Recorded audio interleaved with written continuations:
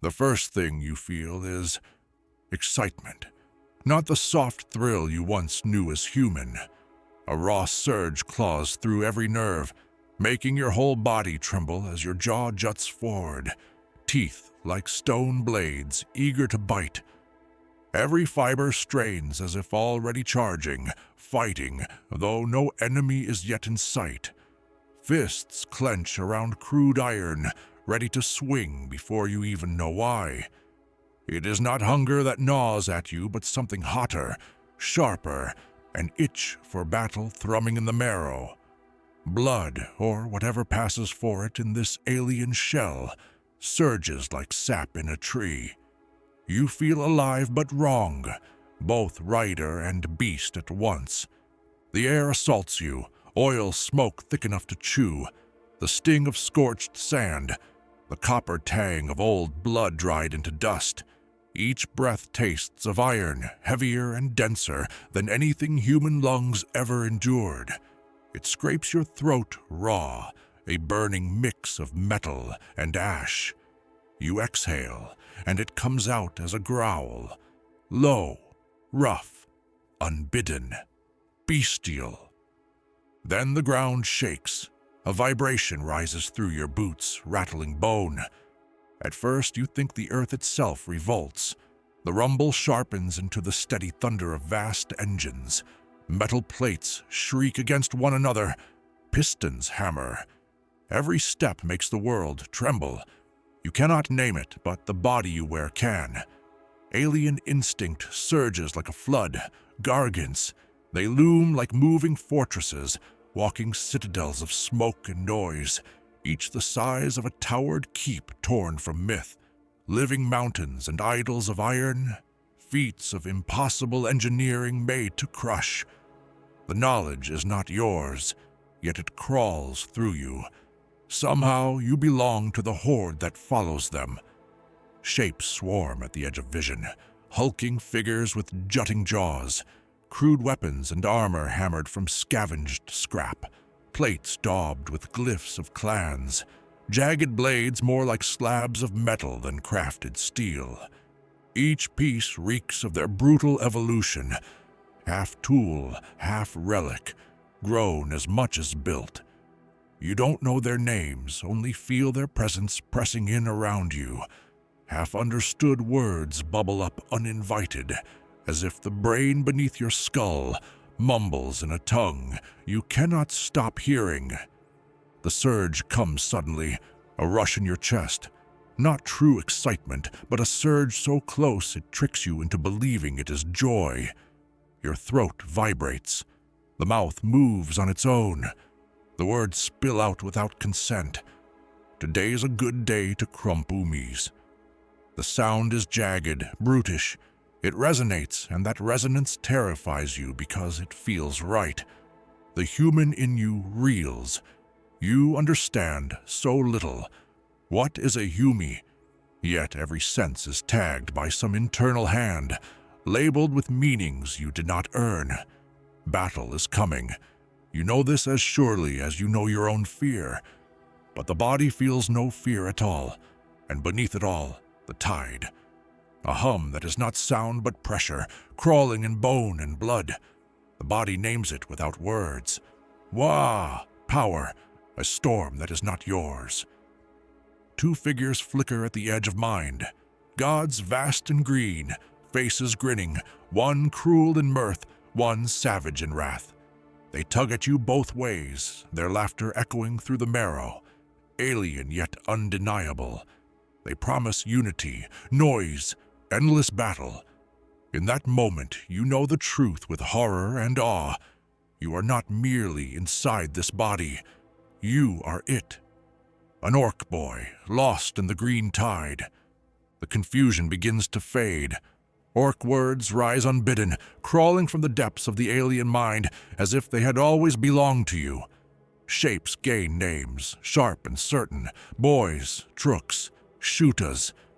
The terms arrive without hesitation, instincts wrapping around them as though carved into bone. You recognize them, and the recognition feels disturbingly natural. As far as the eye can see, An ocean of orks surges across the ash deserts, a tide of tens of thousands, perhaps millions, rolling forward like waves of a storm sea. Gray dust and slag stretch endlessly, broken by twisted manufactorum ruins and blackened spires stabbing at the sky. The human part of you recalls whispers of a place called Armageddon, a world scarred forever by war. And now you know, you stand in the middle of it. A lumbering colossus clanks past, its shadow blotting out the horizon. A Gargant, pride of your kind. A mech screeches from atop a rusted platform, waving tools fused to his flesh. His voice grates like broken metal, demanding scrap and shells from the mob. No one slows. Shots crack out. Crude slugs tear through him. He tumbles into the dust, dead before the echo fades. The others erupt in laughter, a booming chorus that drowns the thunder of engines. To your horror, you laugh with them, a deep, guttural sound rumbling from your chest, and it feels good. Around you, the horde throbs with its own rhythm. Greenskins brawl for no reason but joy. Others smear paint on armor, jagged glyphs of clan and fury. Squigs wriggle free of cages, snapping at anything in reach, only to be booted forward like living ammunition. Smaller, meaner creatures scurry, herded like beasts of burden.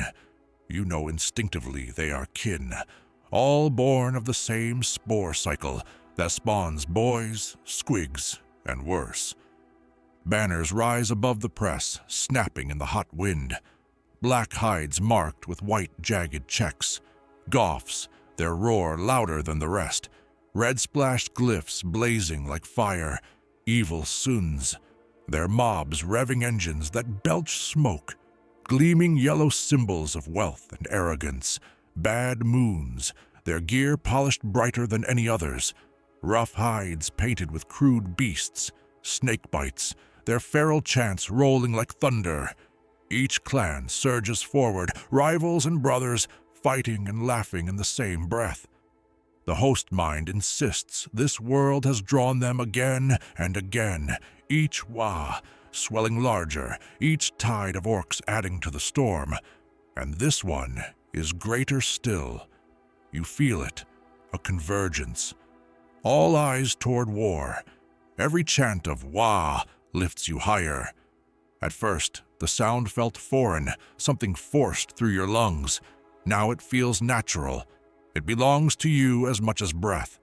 The green tide rises, not a burden, but a surge carrying you with it. The human in you still lingers, faint and wary, whispering doubts. But those whispers grow weaker beneath the roar. The pull of the gods grows stronger. Their laughter is no longer distant. It rolls across the horde, shared in every throat, echoed in every chest. And for the first time, integration feels disturbingly natural. The tide does not march forever. It crashes. Ahead, the ash storms clear, and you see the first defiance of the Imperium of man. Steel walls, jagged and black, bristling with guns.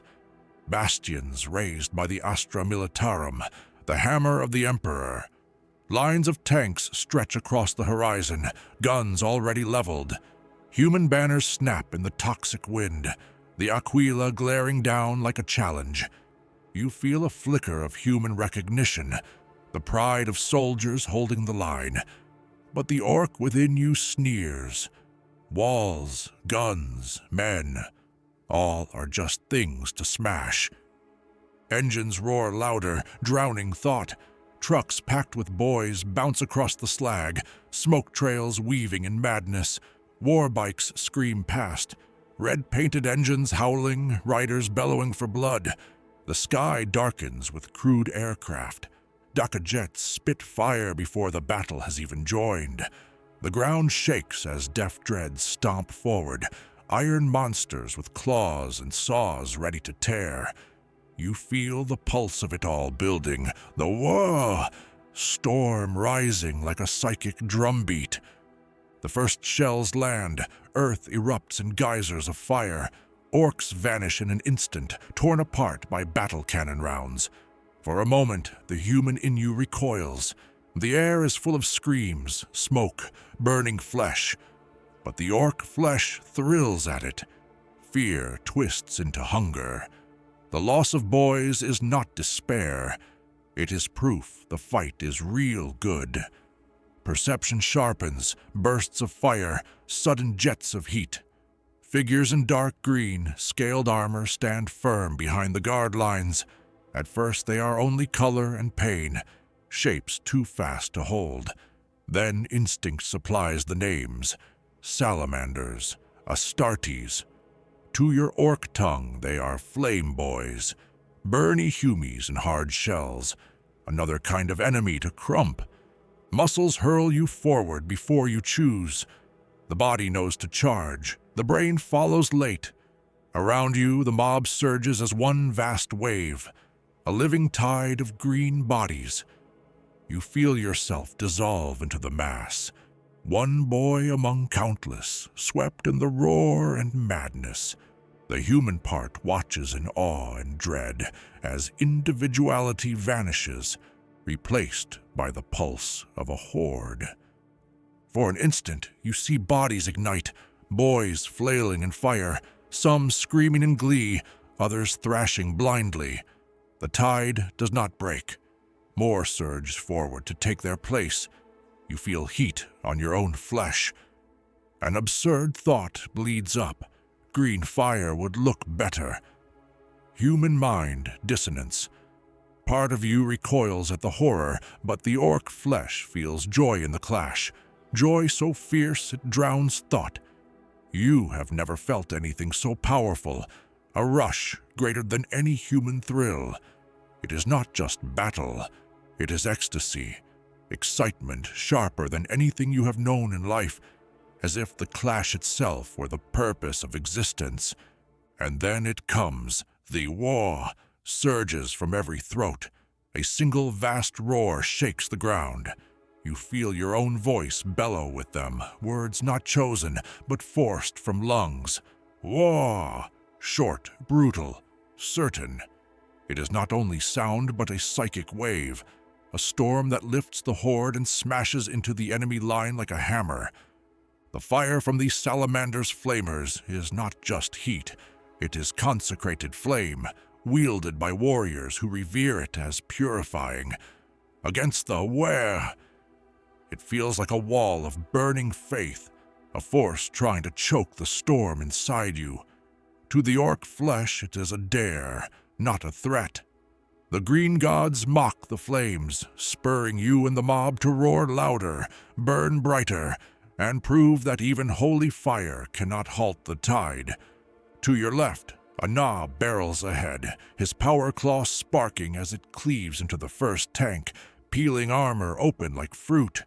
To your right, a mob of evil Sun's bikers weave through artillery fire, their red engines screaming louder than the shells. The human part of you still watches, horrified. Yet the ork flesh howls in joy. This is the moment it craved. The crash, the clash, the storm of war. You feel both truths at once, awe and terror, as the tide of green meets the steel wall of the Imperium. Suddenly, the ground convulses. Dust leaps from the earth. Noise rolls like thunder, deeper than any gun or engine. For a moment, you believe it must be a Gargant striding across the field. The sound, the weight, the shaking earth. All of it screams machine. But then the truth breaks through the smoke. This shape moves on its own, a figure advancing like an avalanche, each stride crushing ground beneath him. A towering brute emerges. Blackened mega armor encases him, daubed with glyphs and crude iron plates, a walking fortress forged into the shape of an ork. One eye burns red with mechanical fury, glowing through the smoke. In his hand, a claw crackles with energy, its blades taller than you are. His voice is thunder. Each word shakes the air. you stare in awe. Only after a long pause does instinct finally supply the name. It strikes like a war drum in your skull. Ghazghkull, Magister Ork Thraka. You see his claw rip into the salamander's line. Even the flame boys, proud Astartes in scaled green armor, hold for a heartbeat. Bolters spitting, fire roaring. Then they are torn apart like paper, their purifying flame snuffed out by brutal iron. Your first thought is only motion and ruin. The word warlord comes later. The crowd howls. The noise is not just sound, it is power. It pulses in your chest, and it is not yours. This is the orkiest ork, says the instinct inside, and in that moment you can only agree. In his shadow, something vast and green stirs across reality. The gods of war laugh, their mirth rolling like distant thunder, their light flickering eerie and green across the smoke. They smile at his path. Through him, they reach into every boy, binding the horde in one pulse, one storm, one endless roar. And through him, they reach into you. The earth shakes again, but this time, it is not ork power. Towers of steel stride forward, each step a quake that rattles your bones. At first, they are only shadows in the haze, vast shapes too immense to grasp. You wait for instinct to name them. For long moments, there is only awe, only dread. Then the whisper comes. Titan, servant of the Mechanicus, war god of the Imperium. Your human memory stirs. You have heard legends. They say these are the most powerful engines of war in the Imperium, able to level cities with a single barrage. And now one walks before you, its head crowned with banners of the Omnissiah, its eyes blazing with machine light. Binaric chants pour into the air, metallic voices, harsh vox tones. They rise from tech priests of the Adeptus Mechanicus and the crews inside the Titan's steel heart. Hymns to the Omnissiah thunder across the battlefield, binding man and machine into one will. The sound is cold, ordered, exact, so different from the ork's roaring chaos. You cannot translate, but the ork brain knows the rhythm, enemy prayer, a cadence of iron faith. The Titan raises an arm, the weapon mounted there glows, then it fires. A volcano cannon, forged to pierce fortress walls and vaporize armies. It unleashes a beam of searing energy, hotter than a star's heart. You know its name only after bodies vanish, boys and knobs reduced to drifting ash in an instant. To your eyes it is pure annihilation, light, sound, shockwave. The air itself ripped apart. Terror rises in your human mind, the scale, the power. It is beyond anything you imagined. Yet the ork flesh surges forward, thrilled. More foes to smash, more gods to defy. And then you feel it, a clash not of steel, but of spirit. The machine prayers stand like a wall of cold, iron discipline. The raw storm of the WAAAGH crashes against it. For a heartbeat, you sense two gods straining at reality. The machine, the green one of order, one of fury. Heat rolls across you, static crawls on your skin. Green light flickers against the Titan's shadow. The battlefield bends between them. The dust thickens. The roar of engines fades into a heavier sound, metal grinding, each step pounding the ground like a drumbeat. A towering figure of iron advances, not as vast as a Titan, but moving with the same relentless weight of war. The ork tongue calls it a boxy dread or a stompy coffin. The human mind supplies the truth, a dreadnought, an Astartes hero interred in a sarcophagus of war. Its claw glows with energy, a power fist the size of a truck, each sweep ripping boys apart. Around you, greenskins are hurled like dolls, bodies shredded in arcs of lightning. The host brain names it instinctively as something to charge. Yet your human memory recalls the reverence of the Imperium. Fallen champions given eternal war in armored tombs, destined, cursed, fighting even after death. The dreadnought's claw seizes you. It lifts your body from the ground as easily as a squig in a trap. For a heartbeat, you hang suspended, weightless. The pressure builds, metal fingers close, plates grind. Your ribs creak like cracking wood.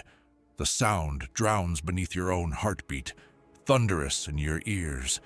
There is no gore in your mind's eye, only sensation, being folded, compressed, your breath forced out in a gasp that never returns. The mob vanishes from your sight.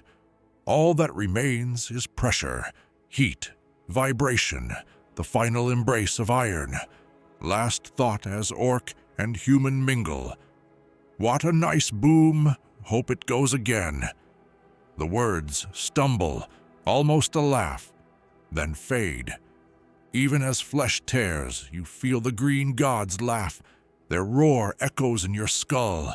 Green fire shimmers across the dark, as if your end feeds their eternal hunger for battle. Your story ends here. The strength was never yours, the flesh never truly your own.